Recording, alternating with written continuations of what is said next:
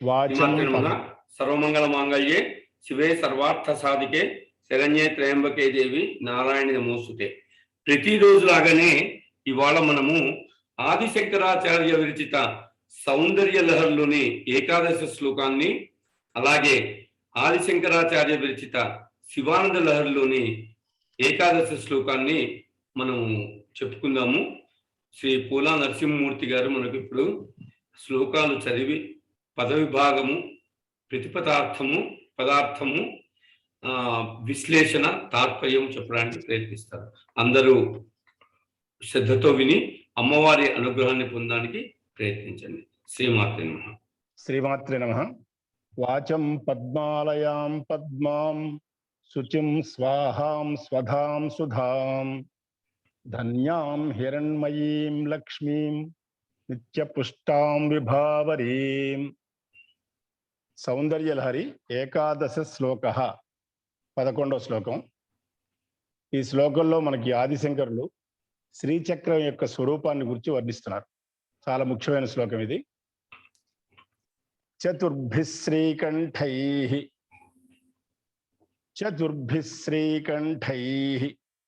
శివయువతిభిః పంచభిరపి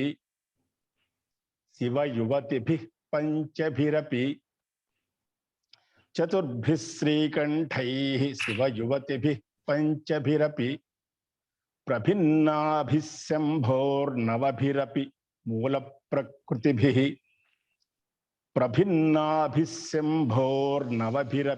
మూల ప్రకృతిభిః చతుశ్చత్వారింశత్ వసుదళ కళాశ్రత్రివలయ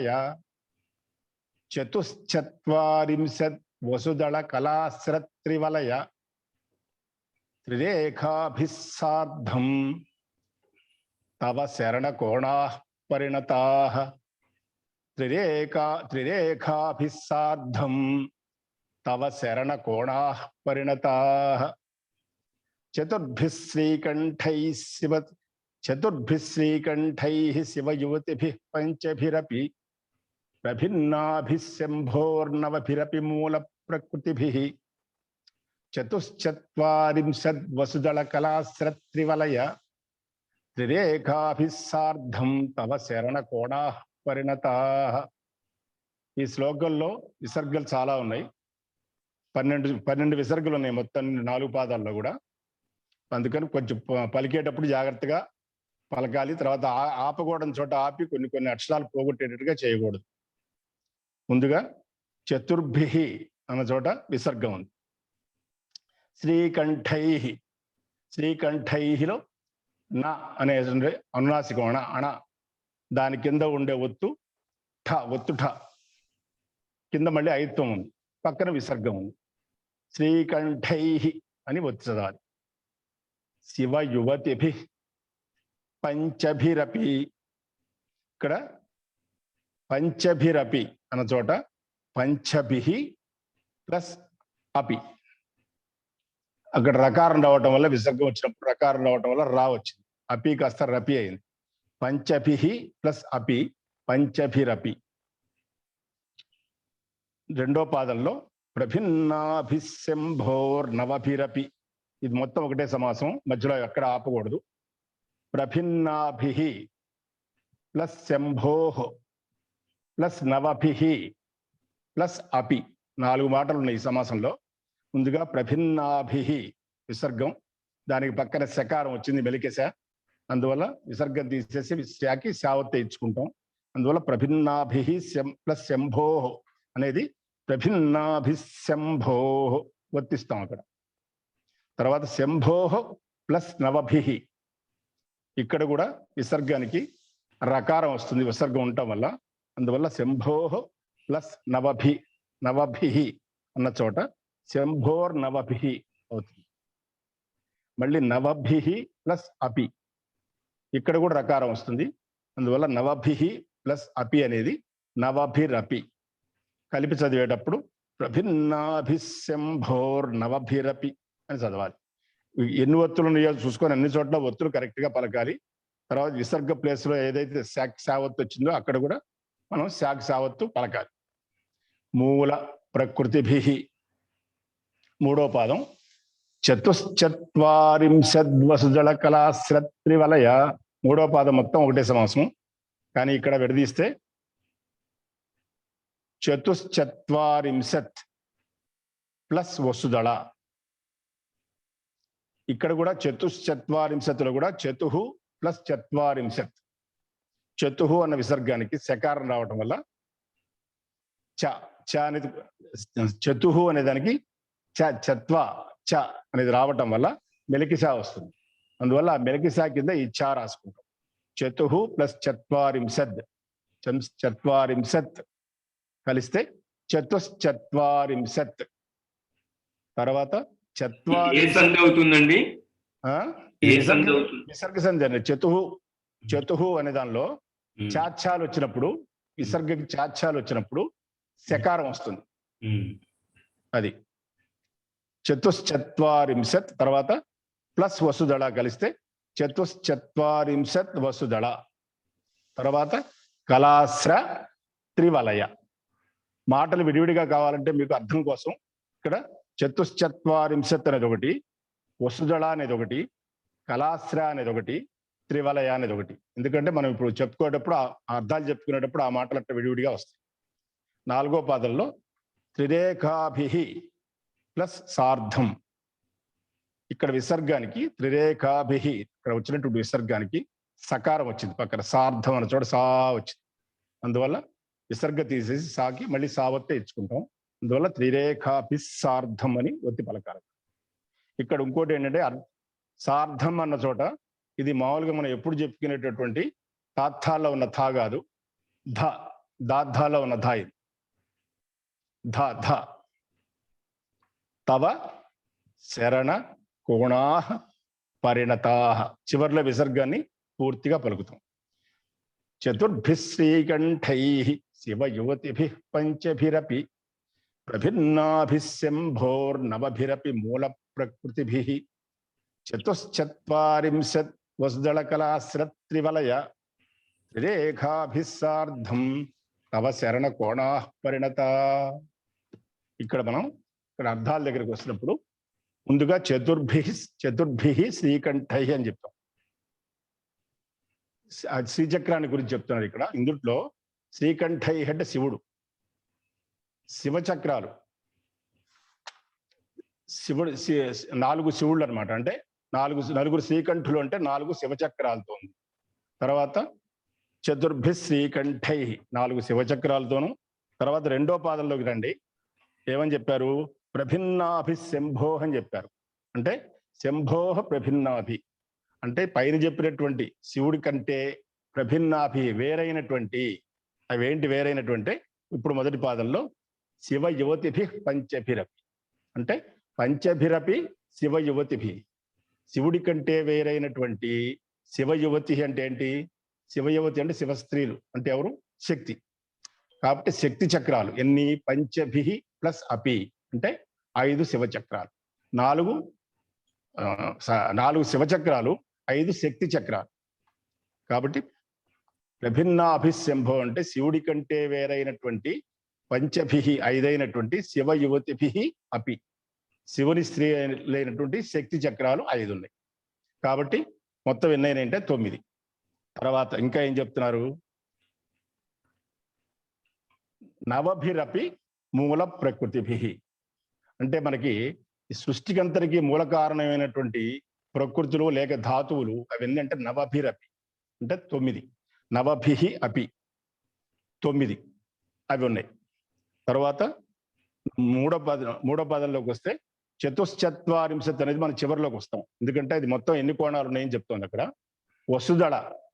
వసుదళ అంటే వసువులు ఎంతమంది? అష్టవసువులు. కాబట్టి వసుదళ అనేది అష్టదళ పద్మం. తర్వాత కళాశ్ర అన్న ఒకటే. కళ అంటే ఏంటంటే కళలు. చంద్రుడికి ఎన్ని కళలు? 16 కళలు. కాబట్టి ఇది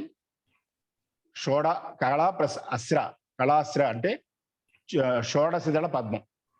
16 దళ పద్మం ఒకటి. తర్వాత త్రివలయ అంటే 3 మేఖలములు. అవి ఏంటో తర్వాత తెలుసుకుందాం మనం. 3 మేఖలాలతోనూ ఉండి త్రిరేఖాభి ప్లస్ సార్ధం అని చెప్తున్నాం. 3 రేఖలతో కలిసి భూపురత్రయం అంటారు దీన్ని.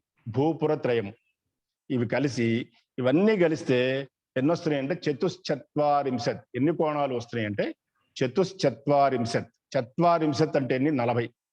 చతుహు 4 కలుపుకోండి, 44. చతుశ్చత్వారింశత్ వసుదళ కళాశ్ర త్రివలయ త్రిరేఖాభిసార్థం. ఇవన్నీ కలిపి తవ నీ యొక్క శరణ కోణాహ. ఇక్కడ శరణం అంటే మామూలుగా మన శరణాగతి, శరణం వచ్చాడు అది కాదు అర్థం. శరణము అంటే నివాస స్థానము. అమ్మా నీ యొక్క నివాస స్థానమైనటువంటి శ్రీచక్రం యొక్క కోణములు అంటే నీ యొక్క అంటే అర్థం ఇక్కడ శివుడు ఆమె అమ్మవారు ఇద్దరివి అన్నమాట. నీ యొక్క నివాస స్థానమైనటువంటి శ్రీచక్రం యొక్క కోణములు మొత్తం కూడా 44 సంఖ్య కలవిగా పరిణతాహ, పరిణామం చెందినవై ఉన్నవి. అంటే మొత్తం ఈ 44 అంచులు లేక కోణాలు ఉన్నాయని చెప్పడానికి కోసం ఏమేమిటి అని చెప్తున్నారు. ఇక్కడ ఒక పాఠాంతరంగా ఉన్నది ఏంటంటే చతుశ్చత్వారింశత్ బదులు త్రయశ్చత్వారింశత్ ధర కూడా ఒకటి ఉంది, అంటే 43. దానికి కారణం ఏంటో చెప్తాను నేను. మనం మామూలుగా 44 కోణాలు తీసుకుంటాం ఇక్కడ. అంటే ఇప్పుడు ఏం చెప్తున్నారంటే అమ్మ నీ నిలయమైనటువంటి శ్రీచక్రంలో 4 శివ కోణాలు ఉన్నాయి, 5 శక్తి కోణాలు ఉన్నాయి, సృష్టికి మూల కారణమైనటువంటి 9 మూల ప్రకృతులు ఉన్నాయి, అష్టదళ పద్మం ఉంది, షోడశదళ పద్మం ఉంది, మేఖలాత్రయం అవి 3 ఉన్నాయి, రేఖాత్రయం 3 ఉన్నాయి, అంటే భూపురత్రయం అంటారు వాటి. ఇవన్నీ కలిసి మొత్తం 44 అంచులు లేక 44 కోణాలు కలిగి ఉంటుంది అనేసి చెప్తున్నారు. ఇక్కడ శివచక్రాలు 4ను శక్తి చక్రాలు 5 మొత్తం కలిపి నవచక్రాలు అంటాం మనం. శ్రీచక్రంలో నవచక్రాలు అంటే, శ్రీచక్రం అంటే నిజానికి చెప్పాలంటే శివ అంటే ఆ అమ్మవారు ప్లస్ అయ్యవారు వాళ్ళిద్దరి యొక్క శరీరమే శ్రీచక్రం. శివులు అంటే పార్వతీ పరమేశ్వరు. తర్వాత ఇందుట్లో శక్తి చక్రాలు ఏంటి, శివ చక్రాలు ఏంటి? త్రికోణం 1, అష్టకోణం 1, దశకోణము 2, చతుర్దశారము అనేది 1. ఈ 5 కలిపితే శక్తి చక్రాలు అంటారు. త్రికోణం అంటే తెలుసు మీకు, ట్రయాంగిల్. అష్టకోణం ఆక్టాగన్, దశకోణం అంటే డెకాగన్. డెకాగన్లు 2 ఉంటాయి, దశకోణాలు అనేవి 2 ఉంటాయి. కాబట్టి ఒక త్రికోణం, ఒక అష్టకోణం, 2 దశకోణాలు 4 అయినాయి. తర్వాత చతుర్దశారం అంటే 14, 14. ఈ 5 కలిపితే శక్తి చక్రాలు అంటే శక్తి సంబంధమైనవి. ఇంకా శివ చక్రాలు ఏంటి? సెంటర్లో మీకు మధ్యలో బిందువు ఉంటుంది, త్రికోణం మధ్యలో బిందువు ఉంటుంది. ఆ బిందువు తర్వాత అష్టదళ పద్మం, 8 దళాలు ఉండేటటువంటి పద్మం ఉంటుంది. షోడశ దళ పద్మం అంటే 16 దళాలు ఉండే పద్మం ఉంటుంది. తర్వాత చతుర్దశ దళ పద్మం అంటే 14 దళాలు ఉన్నటువంటి పద్మం ఉంది. కాబట్టి బిందువు, అష్టదళ పద్మము, షోడశ దళ పద్మము, చతుర్దశ దళ పద్మం, ఇవి 4 కూడా శివ చక్రాలు లేక శివ సంబంధమైనటువంటి చక్రాలు. ఇవి మొత్తం కలిపితే 9 అయినాయి.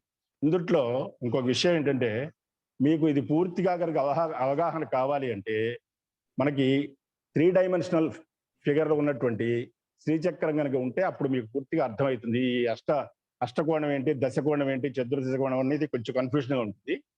3 డైమెన్షనల్ ఫిగర్ కనుక ఉంటే అప్పుడు చూస్తే అర్థమవుతుంది. ఇక్కడ అంటే నాకు తెలిసినంత వరకు నేను డ్రా చేసుకొచ్చాను ఇది. ఇక్కడ చూడండి, ఆరెంజ్ కలర్లో ఉన్నవి పైకి శీర్షం ఉన్నవి 4 కూడా శివచక్రాలు. అట్లా కాకుండా వేరే కలర్లో ఉన్నటువంటి కిందికి ట్రయాంగిల్ శీర్షం కిందికి ఉండేవి 5 ఉన్నాయి, అవి శక్తి చక్రాలు. ఈ సెంటర్లో చూస్తే మీకు ఒక త్రికోణం కనిపిస్తుంది. ఈ త్రికోణం దగ్గర ఒక బిందువు ఉంది. ఆ బిందువు ఇప్పుడు చెప్పినటువంటి బిందువు, అవి శివ వాళ్ళిద్దరి యొక్క నివాస స్థానం. కాబట్టి ఈ చుట్టూ ఇది మొత్తం శ్రీచక్రం ఉంటుంది. ఇంకా దీన్ని కరెక్ట్ గా బొమ్మ వేస్తే 4 ద్వారాలు ఉంటాయి, 4 వైపులా 4 ద్వారాలు కూడా ఉంటాయి. ఇంకా కింద మీకు మేరు ప్రస్థారము, కైలాస ప్రస్థారము, తర్వాత ఇంకా పైన కింద మూల ప్రస్థారము, తర్వాత కైలాస ప్రస్థారము, తర్వాత మేరు ప్రస్థారం అని 3 ప్రస్థారాలు ఉంటాయి. అప్పుడు మీకు క్లియర్ గా అర్థమవుతుంది. ఇక్కడ ఇక్కడ మనం చెప్పుకున్నటువంటి చక్రాల్లో త్రికోణం అనేటువంటి శక్తి చక్రంలో బిందువు అనే శివచక్రం కలిసి ఉంటుంది. ఈ బిందువు ఇందాక చూపించాను మీకు, త్రికోణంలో మధ్యలో బిందువు ఉంది. ఆ త్రికోణం ఏంటంటే శక్తి చక్రం, ఈ బిందువు శివచక్రం. అట్లాగే అష్టకోణం అనే శక్తి చక్రంలో అష్టదళ పద్మం అనే శివచక్రం ఉంది. తర్వాత దశకోణాలు 2 ఉన్నాయని చెప్పాను. అందుట్లో ఆ రెండిట్లో కూడా షోడశ దళ పద్మం కలిసి ఉంటుంది. చతుర్దశారము అంటే 14 ఉన్నటువంటి శక్తి చక్రంలో భూపురం చేరి ఉంటుంది. కాబట్టి 4 శివచక్రాలు, 5 శక్తి చక్రాలు శ్రీచక్రంలో కలిసి ఉన్నాయి. ఈ శ్రీచక్రం ఏంటంటే నవచక్రాత్మకం అంటాం. మనకు ఇంతకుముందు ఒకసారి శివ సౌందర్యలహరి శ్లోకాల్లో నవాత్మకుడు అనే మాట వచ్చింది. ఒక శ్లోకంలో నవాత్మకుడు అని వస్తుంది. కాబట్టి ఆ నవచక్రాత్మకం అంటే శివుడు శక్తి అని ఇద్దరి యొక్క ఉభయల యొక్క రూపమే శ్రీచక్రం. ఇప్పుడు చతుశ్చత్వారింశత్ అనే మాట వచ్చింది మనకి, అంటే 44 లేదా 43 త్రైశ్చత్వారింశత్ అని చెప్పుకున్నాం కదా. అవి ఎట్లా వచ్చినాయంటే శక్తి చక్రాల్లో ఉన్నటువంటి త్రికోణానికి ఒక కోణం ఉంటుంది, ఊర్ధ్వకోణం, అది ఒకటి. తర్వాత శక్తి చక్రాల్లో ఉన్నటువంటి అష్టకోణం అంటే ఏంటి 8, కాబట్టి 1, 8, 9. మళ్ళీ శక్తి చక్రాల్లో 2 దశకోణాలు ఉన్నాయని చెప్పాను, డెకాగన్, కాబట్టి 10, 10, 20. కాబట్టి ఇందాక 1, 8, 20 ఇంత 29 అయింది. తర్వాత శక్తి చక్రాల్లో చతుర్దశార కోణాలు ఉన్నాయి. చతుర్దశం అంటే 14, కాబట్టి 14 కలుపుకోండి. 29ను 14 కలుపుకుంటే 43. కాబట్టి ఇంకో పాఠాంతరం ప్రకారం వాళ్ళు చెప్పేది త్రయచత్వారింశత్ అనేది సరిపోయింది. అయితే 44 ఎందుకు వచ్చిందంటే ఆ మధ్యలో ఉన్న ఏదైతే బిందువు ఉందో ఆ బిందువును కూడా ఒక కోణంగా తీసుకుంటారు. తీసుకున్నప్పుడు ఏమైందంటే 44 వస్తాయి. అందువల్ల చతుశ్చత్వారింశత్ అనేది మనం తీసుకుంటాం. ఇదే శరణము చివరి పాదంలో మనకి తవ శరణ కోణా పరిణత అని చెప్పాం. నీ యొక్క నివాస స్థానము అని చెప్తున్నారు. శరణము అంటే నివాసం. తర్వాత మనకి ఈ శివచక్రాలు శక్తి చక్రాలు చెప్పుకున్న తర్వాత 3వ పాదంలో చూడండి మనకి ఏం చెప్తున్నారు. 2వ పాదంలో నవభిరపి మూల ప్రకృతిభి అంటే ఒక 9 ఉన్నాయి మూల ప్రకృతిభి అని చెప్తున్నారు కదా. అవేంటి? శ్రీచక్రానికి మూల కారణమైనటువంటి 9 కోణాలు ప్రపంచాన్ని సృష్టించడానికి కారణాలు. వాటిని ఏమంటారంటే నవయోనులు అంటారు. అంటే మన శరీరం పిండాండం అంటాం. మనం మామూలుగా మన శరీరాన్ని అయితే పిండాండం అంటాం. సమస్తమైనటువంటి ప్రపంచం అంతా అయితే బ్రహ్మాండం అంటాం. కాబట్టి మన పిండాండానికి నిర్మించేందుకు హేతువులైనవి ఏంటంటే 9 ధాతువులు. ఈ 9 ధాతువుల్లో మళ్ళీ ఆ 9లో కూడా 5 ఒక రకం, 4 ఒక రకం. 5 ఏమో శక్తి మూలకాలు, తర్వాత 5 శక్తి ధాతువులు లేక శక్తి మూలకాలు, 4 ఏమో శివ మూలకాలు.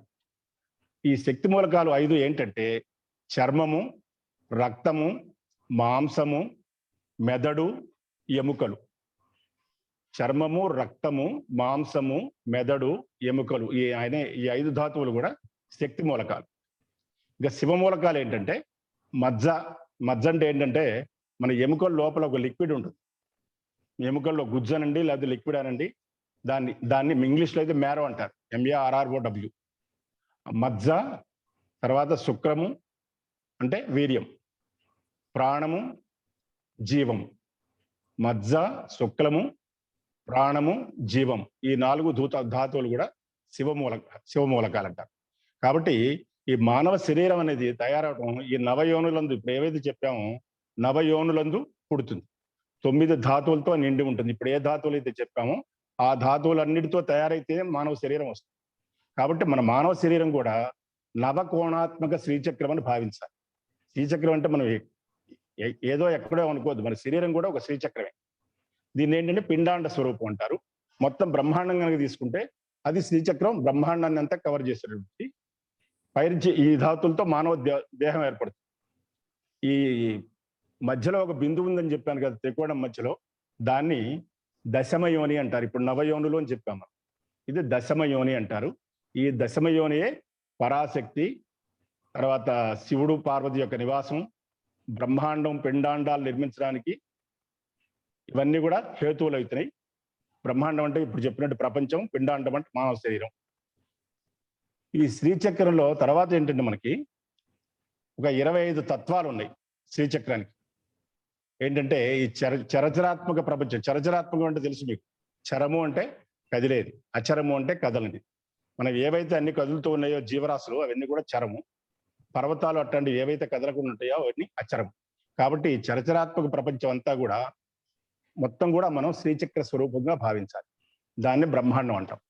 ఈ ఈ శ్రీచక్రం అనేది, ఈ బ్రహ్మాండం అంతా కూడా 25 శివతత్వాలతో ఏర్పడుతుంది. కాబట్టి మనకి ఎట్లా చూసినా కూడా ఏవి కలిపినా కూడా శివ శక్తి యొక్క సంయోగం వల్ల, వాళ్ళిద్దరి యొక్క కలయిక వల్లే వాళ్ళ శివశక్త్యాత్మక స్వరూపంగానే మొత్తం అన్ని ఏర్పడతాయి. ఈ 25 అంటే ఏంటంటే చాలా ముఖ్యమైనది తెలుసుకోవాల్సింది. దీన్ని పంచవింశతి తత్వములు అంటారు. పంచవింశతి తత్వములు 25. ఆ 25 ఏంటంటే పంచభూతాలు. మీకు తెలుసు, పృథివ్యాపస్తేజో వాయురాకాశాత్ అంటే భూమి, నీరు, తేజస్సు, వాయువు, ఆకాశం. పంచభూతాలు 5 అయిపోయింది. తర్వాత జ్ఞానేంద్రియాలు. మనకి జ్ఞానేంద్రియాలు ఏమేంటి? కన్ను, ముక్కు, చెవి, నాలుక, చర్మం. ఇవన్నీ కూడా 5 జ్ఞానేంద్రియాలు. తర్వాత పంచ తన్మాత్రలు. పంచ తన్మాత్రలు అంటే ఏమీ కాదు, ఇప్పుడు ఏవైతే మన జ్ఞానేంద్రియాలు చెప్తున్నామో అవి ఏ ఏ పనులు చేస్తున్నాయో వాటిని సూచించే వాటే తన్మాత్రలు అంటాం. ఇప్పుడు ఉదాహరణకి కన్ను అన్నాం, దానికి ఏంటి తన్మాత్ర? రూపము. చెవికి ఏంటి? శబ్దము, వింటుందన్నమాట. తర్వాత నాలుక ఏంటి? రసము, అంటే రుచి చూస్తుంది. ముక్కు గంధము, వాసన చూస్తుంది. 4వది 5వది చర్మము, స్పర్శ.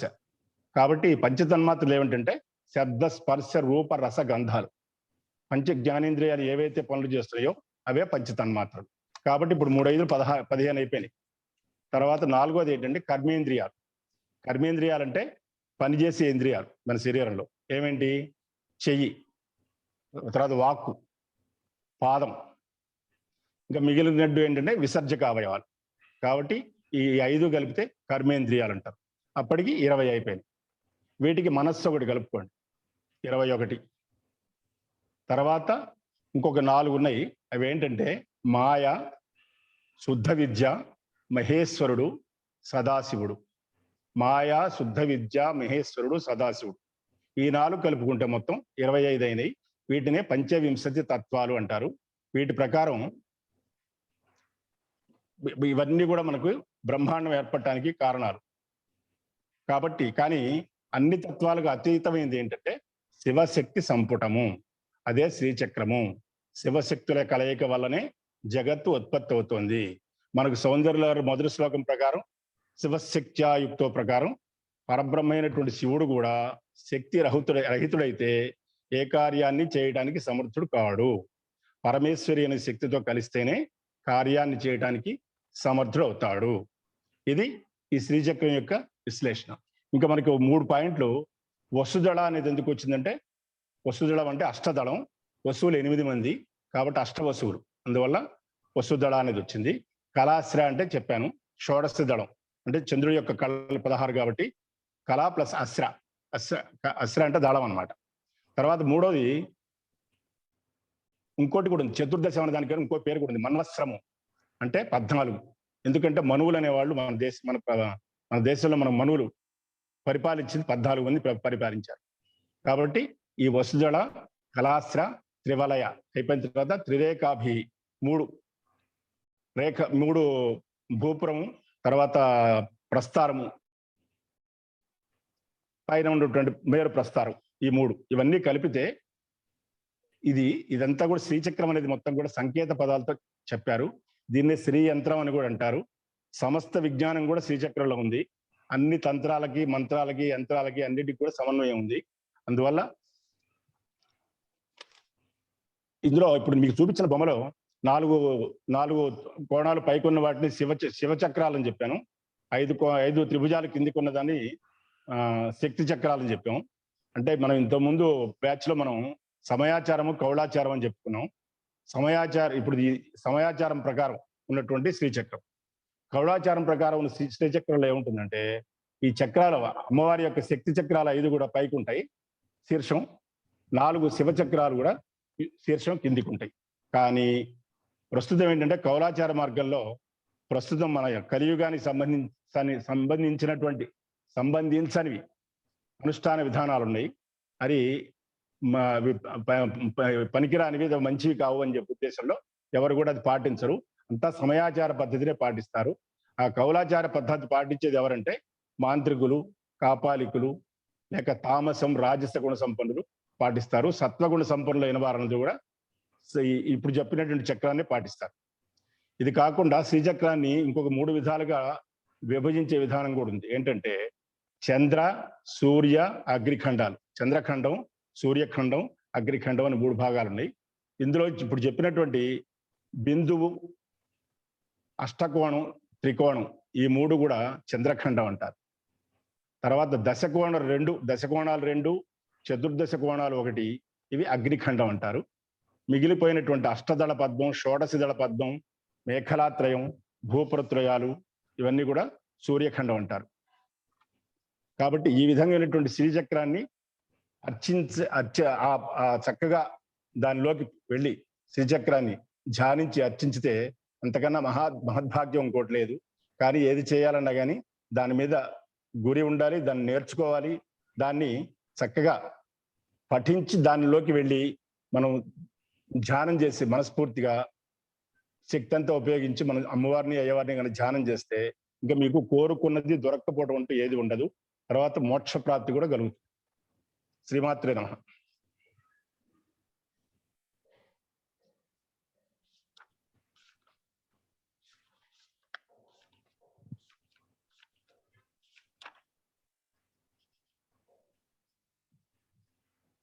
శివానందుల హరి మొదలు పెట్టుకుందామండి.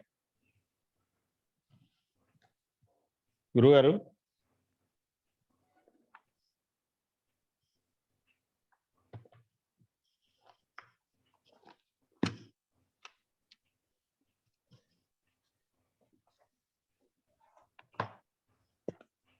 శివానందరాజు చెప్పుకుందామండి.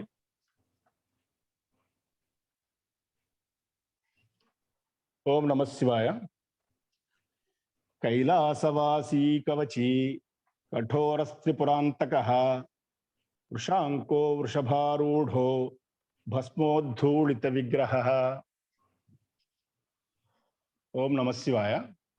మనం ఇంతకుముందు శ్లోకంలో శంకరాచార్యుల వారు 10వ శ్లోకంలో ఒక విషయం చెప్పారు.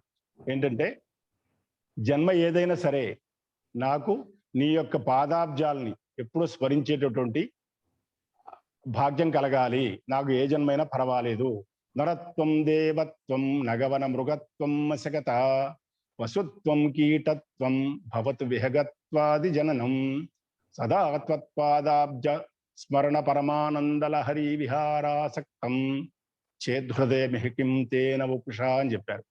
ఇప్పుడు ఈ శ్లోకంలో ఏం చెప్తున్నారంటే జన్మలకు ఏ జన్మైనా పర్వాలేదు అని అప్పుడు చెప్పారు. ఇప్పుడు ఏం చెబుతున్నారంటే ఇప్పుడు ఈ జన్మలో నేను ఏ ఆశ్రమంలో ఉన్నా సరే, అంటే నేను ఎటువంటి స్థితిలో ఉన్నా సరే నాకు నీ యొక్క పాదాబ్జములే, నీ యొక్క అధీనం నేను కావాలి అని చెప్తారు. ఏ జన్మాన్ని ఎత్తినా నష్టం లేదని అప్పుడు చెప్పారు. ఇప్పుడు ఈశ్వరాయత్తం కాకుండా, అంటే నీ యొక్క అధీనం కాకుండా ఆశ్రమ ధర్మాలు ఎన్ని పాటించినా కూడా ఉపయోగము లేదు. ఏం చెప్తున్నారంటే వటుర్వాగేహీవా యతిరపి జటీవా తదితరో. వటుర్వాగేహీవా యతిరపి జటీవా తదితరో నరో వాయః కశ్చిద్ భవతు భవకింతేన భవతి. నరో వా యః కశ్చిద్ భవతు భవ కిం తేన భవతి. నరో వా యః కశ్చిద్ భవతు భవ కిం తేన భవతి. వటుర్వాగేహీవా యతిరపి జటీవా తదితరో నరో వా యః కశ్చిద్ భవతు భవ కిం తేన భవతి. యదీయం హృత్పద్మం యది భవదధీనం పశుపతే. యదీయం హృత్పద్మం యది భవదధీనం పశుపతే తదీయస్త్వం శంభో. తదీయస్త్వం శంభో భవసి భవభారం చ విహసి. భవసి భవహారం చ వహసి. తదీయస్త్వం శంభో భవసి భవభారంచ వ్యహసి. ఇక్కడ ముందుగా ఆశ్రమాల గురించి చెప్తున్నారు. మన జీవితంలో పుట్టినప్పటి నుంచి మరణించే వరకు రకరకాల ఆశ్రమాలు ఉంటాయి. అంటే బ్రహ్మచర్యం, గృహస్థాశ్రమం, వాటన్నిటిలో కూడా నాకు ఏదైనా పర్వాలేదు అని చెప్తున్నారు. ఒటుర్వా, ఒటుహు ప్లస్ వా, ఒటువైనా కానీ అని అర్థం. వా అంటే అర్థం అది వస్తుంది. ఒటుహు ప్లస్ వా అనేది కాస్త ఇక్కడ విసర్గానికి రకారం రావటం వల్ల ఒటుర్వా అయింది. గేహీవా రెండోది ఏంటంటే గేహీవా. మూడోది యతిరపి అంటే యతిహి ప్లస్ అపి. ఇక్కడ కూడా విసర్గం తర్వాత మనకి అచ్చు వచ్చింది, అపిలో ఆ ఉంది, అందువల్ల ఇక్కడ రకారం వస్తుంది. అందువల్ల యతిహి ప్లస్ అపి అనేది యతిరపి అవుతుంది. జటీవా ఇది నాలుగోది. తదితరో అంటే తత్ ప్లస్ ఇతరో, అవి కాకుండా వేరే. తత్ ప్లస్ ఇతరో తదితరో. తర్వాత రెండో పాదంలో నరోవా. ఇప్పటికి ఎన్ని అయిపోయినాయి? 4 అయిపోయినాయి, 5వది అనమాట. నరోవా. నరోవా అనేది కూడా నరహ ప్లస్ వా, నరోవా అయింది. ఇక్కడ విసర్గానికి ఓకారం వచ్చింది. యహ్ కశ్చిత్ భవతు, కశ్చిత్ ప్లస్ భవతు కలిస్తే కశ్చిత్ భవతు అవుతుంది. ఆ తకారం పోయి ఆ స్థానంలో దకారం వస్తుంది. కశ్చిత్ ప్లస్ భవతు, కశ్చిత్ భవతు. భావ కిం తేన. తేన అంటే ఇంతకుముందు చెప్పుకున్నాం. తా ప్లస్ ఏన, తేన భవతి. యదీయం హృత్పద్మం. హృత్పద్మం అంటే హృత్ ప్లస్ పద్మం, హృదయం అనేటువంటి పద్మం. హృత్ ప్లస్ పద్మం, హృత్పద్మం. యది భవదధీనం.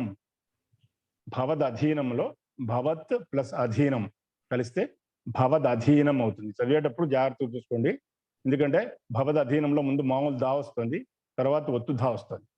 భవదధీనం. పశుపతే. తదీయస్త్వం. ఇక్కడ కూడా తదీయ ప్లస్ త్వం. నిజానికి ఏంటంటే ఇక్కడ తదీయ అనే విసర్గానికి పక్కన త్వం, తాకు వావు తీస్తున్నాం మనం, పక్కన 0 పెడుతున్నాం. కాబట్టి తదీయ ప్లస్ త్వం కాస్త తాత్థాలు వచ్చినప్పుడు, విసర్గానికి తాత్థాలు వచ్చినప్పుడు మనకి స అనే అక్షరం వస్తుంది, సకారం వస్తుంది. ఆ కారణం చేత ఇక్కడ కొత్తగా సకారం వచ్చింది. ఆ వచ్చిన సకారానికి ఇంతకుముందు ఉన్నటువంటి త్వంలో ఉన్నటువంటి తా, వా, తర్వాత 0 అన్ని పెట్టుకోవడం వల్ల స్త్వం అయిపోయింది. త్వం కాస్త స్త్వం. కాబట్టి చదివేటప్పుడు తదీయస్త్వం అనాలి. సా కింద తావత్తు, తా కింద వావత్తు, మళ్ళీ పక్కన 0. తదీయస్త్వం శంభో భవసి భవభారంచ వహసి. ఇక్కడ శంకరాచార్యుల వారు శివుణ్ణి చాలా రకాలుగా సంబోధిస్తున్నారు. 3వ పాదంలో చూడండి, పశుపతే అని సంబోధిస్తున్నారు. తర్వాత చివరి వాక్యంలో శంభో అంటున్నారు. తర్వాత భవ అని కూడా అంటున్నారు. భవ అన్న కూడా, భవుడన్న కూడా శివుడే. కాబట్టి ఓ శివ అని చెప్తున్నారు. ఏంటంటే వటువా, వటుహు ప్లస్ వా అని చెప్పుకున్నాం. వటువా అంటే బ్రహ్మచారి అయినా సరే. గేహీవా. గేహం అంటే ఏంటి? గృహము, ఇల్లు అంటానికి గేహి. గృహస్థు అయినా సరే, బ్రహ్మచారి అయినా సరే, గృహస్థ అయినా సరే. యతిరపి అంటే యతిహి ప్లస్ అపి, సన్యాసి అయినా సరే.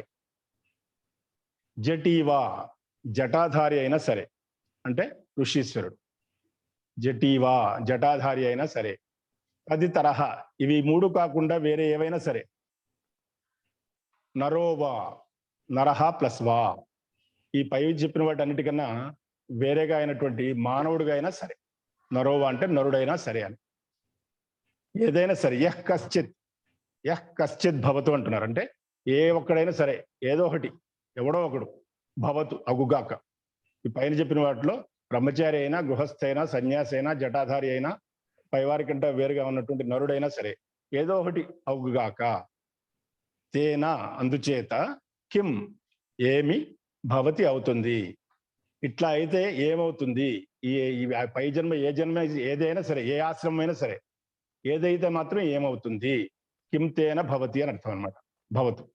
కాబట్టి పశుపతే, అన్నిటికీ సకల భూతనాయక శంభో, యదీయం ఎవడికి సంబంధించినటువంటి హృత్పద్మం, హృదయం అనేటువంటి పద్మం, భవద్ అధీనం యది, భవత్ ప్లస్ అధీనం, అది కనుక ఎవడికి సంబంధించినటువంటి హృదయ పద్మం నీదైతే నీ ఆధీనంలో ఉంటుందో, భవద్ అధీనం యది అంటే నీ అధీనం అయితే ఏదైతే ఉంటుందో, అప్పుడు ఎందుకు అట్ట అడుగుతున్నాం అంటే, త్వం నీవు తదీయ అతనికి సంబంధించిన వాడు అవుతావు.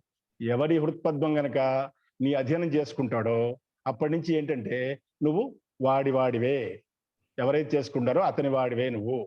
దానివల్ల ఏంటి ఉపయోగం అంటే, భవభారంచ వహసి, అతడి యొక్క భారం మొత్తం, అతడి యొక్క సంసార భారాన్ని మొత్తం కూడా నువ్వే భరిస్తావు. నరుడు, బ్రహ్మచారి, గృహస్థుడు, సన్యాసి, జటాధారి, అది లేకపోతే వేరే ప్రవృత్తి గలవాడు ఎవరైనా సరే, ఇందులో ఏ విశేషం ఏమీ లేదు, ఎవడైనా కానీ, ఓ శంభో, ఎవరి హృదయ పద్మం నీ యందు తత్పరం అవుతుందో నువ్వు వాళ్ళ వాడివి అవుతావు. అంతేకాదు వాళ్ళ సంసార భారాన్ని అంతా కూడా నీ మీదనే వేసుకుంటావు. మానవుడు ఏ ఆశ్రమంలో ఉన్నా అతడు శివాధీన చిత్తం గలవాడైతే అతని భారాన్ని అంతా కూడా శివుడే వహిస్తాడు. అంటే ఏ జన్మ ఎత్తున, ఇంతకుముందు ఏ జన్మ ఎత్తున సరే అన్నారు, ఇప్పుడు ఏ ఆశ్రమం అయినా సరే కావాల్సింది ఏంటంటే చిత్తం ఈశ్వరాయత్తం కావాలి, అంటే ఈశ్వరుడికి అధీనం చేయాలి. కాబట్టి మానవుడు ఏ ఆశ్రమంలో ఉన్నా అతని హృదయం కనుక ఈశ్వర ధ్యానం నిమగ్నం అయితే అతని భారాన్ని ఈశ్వరుడే వహిస్తారు అని చెప్తున్నారు. ఈశ్వరాయత్తం కాకుండా కనుక చిత్తం గలవాడైతే వాడు ఏ ఆశ్రమంలో ఉన్నా ఒకటే అని చెప్తున్నారు. అంటే మనకి పుట్టినప్పటి నుంచి మరణించే వరకు మనకి రకరకాల ఆశ్రమాలు చెప్తారు. బ్రహ్మచారి ఆశ్రమం అంటే ఏంటి, పెళ్లి కానంత వరకు కూడా బ్రహ్మచారి ఆశ్రమం అంటారు. తర్వాత గృహస్థాశ్రమం, పెళ్లి చేసుకున్న తర్వాత సంసారాన్ని నడుపుకుంటూ భార్య పిల్లలు వీళ్ళందరితో గడిపేదాన్ని గృహస్థాశ్రమం అంటారు. వానప్రస్థాశ్రమం, వానప్రస్థాశ్రమం అంటే నిజం చెప్పాలంటే వనప్రస్థం అంటే అడవుల్లో ఉండడం. ఈ సంసార బాధ్యతలు అవన్నీ కూడా భార్య పిల్లలు వాళ్ళందరూ కూడా అప్పచెప్పి, తను ఒక్కడైనా లేకపోతే పిల్లలకి వాళ్ళకి అప్పచెప్పి భార్యాభర్తలు ఇద్దరు కూడా వనప్రస్థంలో వెళ్ళిపోయి అక్కడ ప్రశాంతంగా ఉండడం అనేది మూడోది వనప్రస్థం. నాలుగోది ఏంటంటే సన్యాసాశ్రమం, సంపూర్ణ వైరాగ్య స్థితిలో ఉండేదాన్ని సన్యాసాశ్రమం అంటారు. ఈ నాలుగిటిలో కూడా మామూలుగా చెప్పేది ఏంటంటే సంసార బంధాలు అన్ని విడిచేసి చివరిలో సన్యాసాశ్రమ జీవితం ఏదైతే ఉంటుందో అది భక్తి జీవితానికి, యోగాభ్యాసానికి, మోక్ష సాధనకి విశిష్టమైందని చెబుతారు. కానీ ఇప్పుడు శంకర భగవత్పాదులు నిజానికి ఆయన చిన్నప్పుడే సన్యాసాశ్రమం స్వీకరించాడు. అట్లాగని చెప్పి ఇక్కడ ఆయన సన్యాసాశ్రమే గొప్పదని చెప్పి సపోర్ట్ చేయటం లేదు. ఏ ఆశ్రమం అయినా సరే అంటున్నారు. ఏ ఆశ్రమంలో ఉన్నప్పటికీ కూడా చిత్తం ఈశ్వరుడి మీద ఉండాలి అని చెప్తున్నారు. కాబట్టి హృదయం పరమేశ్వర భక్తితో పరిపూర్ణంగా ఉండటమే దైవానుగ్రహానికి అర్హత. కాబట్టి ఆశ్రమ స్వీకారము, వేషధారణ, బాహ్యములైనటువంటి పటాటోపాలు ఇవన్నీ కావు అని చెప్తున్నారు. ఎందుకంటే ఇప్పుడు ఈ 4 ఆశ్రమాలు కూడా మీరు ఒకసారి తీసుకుంటే, మనం ఏదో సన్యాసాశ్రమంలోనే అందరినీ ఏదో ఉద్ధరిస్తాం, బ్రహ్మాండంగా అప్పుడే మనం ధ్యానం చేస్తాం అవి అనుకోవడం కూడా తప్పు. ఎందుకంటే బ్రహ్మచర్య ఆశ్రమం అంటే చిన్నప్పుడే ఉన్నప్పుడు కూడా ఒక ప్రహ్లాదుడు, ఒక మార్కండేయుడు, ధ్రువుడు వీళ్ళందరూ కూడా బాలురే. కానీ వాళ్ళు విష్ణు భక్తి, పరమేశ్వర భక్తిలో వాళ్ళ యొక్క అనుగ్రహం సంపాదించడంలో టాప్లో ఉన్నారు, శిఖరాగ్రంలో ఉన్నారు. కాబట్టి వాళ్ళు బాల్యంలోనే భగవద్భక్తితో పునీతులైనారు. మీకు ఈ సందర్భంగా నేను ప్రహ్లాద చరిత్రం పోతన రచించినటువంటి 7వ స్కంధం, మా భాగవతం యొక్క 7వ స్కంధం ప్రహ్లాద చరిత్రలో ఒక అద్భుతమైన పద్యం రాశారు పోతన గారు. ఏంటంటే ప్రహ్లాదుడి యొక్క విష్ణు భక్తి ఎట్లా ఉంటుంది అనే విషయం. పానీయంబులు ద్రావుచున్, కుడుచుచున్, భాషించుచున్, హాసలీలా నిద్రాదులు చేయుచున్, తిరుగుచున్, లక్షించుచున్, సంతత శ్రీ నారాయణ పాదపద్మ యుగళీ చింతామృతాస్వాద సంధానుడై, సంతత శ్రీ నారాయణ పాదపద్మ యుగళీ చింతామృతాస్వాద సంధానుండై మరచన్ సురారిసుతుండు ఏతత్ విశ్వమున్ భూవరా. ప్రహ్లాదుడు పొద్దున్న లేచినప్పటి నుంచి పానీయంబులు త్రావుచున్, ఏదైనా తాగేటప్పుడు కానీ, కూడుచుచున్ అన్నం తినేటప్పుడు కానీ, భాషించుచున్ ఎవరితో మాట్లాడేటప్పుడు కానీ, హాసలీలా నిద్రాదులు చేయుచున్ అంటే మిగిలిన ఏ పనులైనా ఆటలాడుతున్నా, తర్వాత నవ్వుతున్నా, నిద్రలో కూడా నీరజాక్షుని గురించి విష్ణుమూర్తిని గురించే తలుచుకుంటాడు. తిరుగుచున్ లక్షించుచున్ సంతత శ్రీ నారాయణ పాదపద్మ యుగళీ చింతామృతాస్వాద సంధానుండై, ఎల్లప్పుడు కూడా ఆయన యొక్క విష్ణువు యొక్క పాదపద్మాలని గురించి ఆలోచించి దానివల్ల వచ్చే పొందే ఆనందం దాని మీదనే ఉంది దృష్టి తప్పితే మరచన్ సురారిసుతుడు, సురారి అంటే దేవతలకు వ్యతిరేకుడు, ఎవరు రాక్షసుడు అంటే హిరణ్యకశిపుడు, సుతుడు ఆయన యొక్క కొడుకు ప్రహ్లాదుడు, మరచన్ తద్విశ్వమున్, ఈ విధంగా ఎప్పుడు విష్ణునామ కీర్తన చేసుకుంటూ ఆయన సమస్తమైన ప్రపంచాన్నే మర్చిపోయినట్ట అని ఎవరంటే వాళ్ళు చెప్తారు. ఎవరైతే ప్రహ్లాదుడికి చదువు చెప్పమని చెప్పారో ఆ గురువులు, అది హిరణ్యకశిపుడికి చెప్తారు. ప్రహ్లాదుడి యొక్క భక్తి ఈ విధంగా ఉంది అని. అదేవిధంగా మీకు మిగిలిన ధ్రువుడు,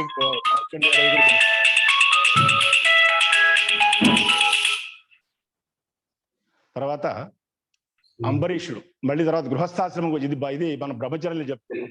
గృహస్థాశ్రమంలో కూడా మనకి అంబరీషుడు, పోతన, తర్వాత కంచర్ల గోపన్న, అన్నమయ్య, త్యాగరాజు, కవీశ్వరులు, తర్వాత మళ్ళీ మీకు సన్యాసాశ్రమం వాటిల్లో వశిష్ఠుడు, అగస్త్యుడు ఇట్లాంటి ఋషులు ఉన్నారు.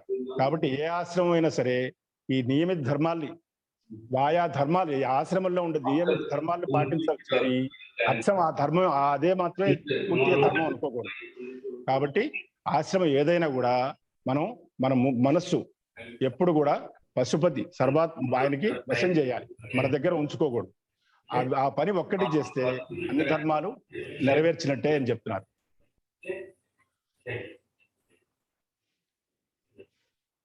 బ్రహ్మలోక పర్యంతం ఉన్నటువంటి సమస్త లోకాలు ఎప్పుడు కొంతమంది ఏమంటారంటే, కొంతమంది బ్రహ్మచర్యంలో అద్భుతమైన విషయాలు సాధించారు, అది గొప్పది అంటారంట. ఉదాహరణ ఏం చెప్తారంటే భీష్ముడు, హనుమంతుడు వీళ్ళందరి. కానీ ఇక్కడ ఒకటి ఉంది ఏంటంటే, బ్రహ్మలోకాన్ని చేరిన వాళ్ళకి ఈ కల్పనలో జన్మ లేకున్నా కూడా వచ్చే కల్పనలో అయినా సరే మళ్ళీ ఇంకో జన్మ ఎత్తక తప్పదు అని వేదంలో చెప్పింది. అందువల్ల మనం అట్లా ఒక ఆశ్రమంలోనే మనం సాధించగలం అనుకోవడం కాదు. ఏ ఆశ్రమం అయినా సరే మనకి యోగక్షేమ వహామ్యహం, శ్రీకృష్ణుడు చెప్పినట్టుగా నేను నీ వాడను అని కనుక ఆయన దగ్గరికి వెళ్ళి పలికితే అప్పుడు వెంటనే భగవంతుడు ఏమంటాడంటే నేను నీ వాడను అంటాడు. యోగక్షేమ వహామ్యహం, కృష్ణుడు చెప్పాడు, నీ యోగక్షేమాలు నన్ను కనుక కలుసుకునేటట్టయితే, ధ్యానించేటట్టయితే ఈ యోగక్షేమాలన్నీ కూడా నేను వహిస్తాను, నీ పూర్తి బాధ్యత నాదే. కాబట్టి పూర్తిగా శంకరాచార్యులు ఏమంటారంటే మన మనస్సుని భగవదర్పితం చేయండి, శివుడి యొక్క ధ్యానంలో నిమగ్నులవ్వండి అని చెప్తున్నారు. ఓం నమః శివాయ. ఓం నమః శివాయ.